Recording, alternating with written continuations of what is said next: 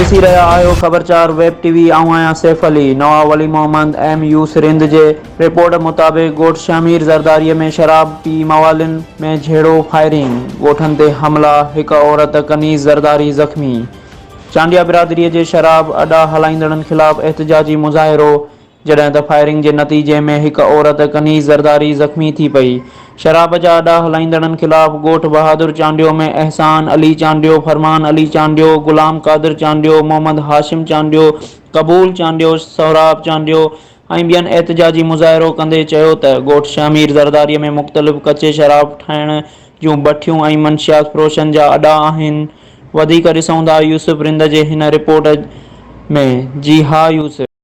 नाज़रीन, अवां ॿुधाईंदो हलां नॉलेज भरिसां ॻोठ शामीर ज़रदारी में ज़रदारी ऐं चांडिया बिरादरी में झेड़ो थी पियो तव्हांखे, जंहिंखां पोइ जेको आहे हिक ॿिए जे मथां फायरिंग थी आहे। ऐं जॾहिं त अॼु ज़रदारियुनि जेको आहे हिते जेके मौजूदु आहे हिते हमिलो करे ॾिनो आहे, जंहिंखां पोइ घर में जेको मौजूदु सामान तव्हां ॾिसी रहिया आहियो, इहे उन्हनि जेको आहे भंजड़ा कई आहे ऐं उन खां पोइ फायरिंग थी आहे। अचो नाज़रीन हिते मौजूदु जेके मुज़ाहिरीन आहिनि उन्हनि सां पंहिंजी ॻाल्हि ॿोल करायूं। जी भाउ, हिते सरियाम ज़रदारी शराब फलाईंदा आहिनि, उते माण्हुनि खे घुराए शराब पीआरे उते झेड़ो कनि था। वरी अची हिते राति जो 2 बजे ते हिननि जे घरनि ते हमलो कयो अथनि। हिननि जा घर बर राति ताईं हीअ घर में हुया बि न, पोइ बि हिननि जा घर बर ड्राए विया आहिनि। हिन साइड असर करिया आहिनि, हेॾे तव्हां गोलियूं ॾिसो। फायरिंग कई अथनि जी फायरिंग कंदड़ भाऊ। घर कंहिंजो आहे भाउ? हे भाऊ पठान चांडियो आहे, ग़रीब आहे हिकिड़ो असांजे पाड़े जो। जी वाह।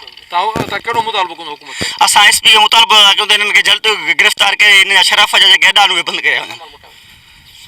छा थियो? अदा ये मुझे पी के फोन करे घुराया सन, उते पीआरे शराब पोइ हुनखे उते मारियो अथनि दसे कुटे। पोइ हिते आयो मोटी परियां हमलो करे असां घर मां निकिरी आहियूं, ॿार बचा कढी। पोइ हिते असांजा घर भॻा अथनि, हिते सिधियूं गोलियूं घरनि में अथनि। असांजो सामान वग़ैरह सभु खणी विया आहिनि लाइ था। राति केरु कराया थी? राति हिते ज़रदारी आया, असांखे मारियो अथनि ॾाढो। ऐं हींअर मूं सामान बि सवलो कयो, मूंखे मारियो अथनि। हाली चंबा हणी विया आहिनि हरूभरू असांखे।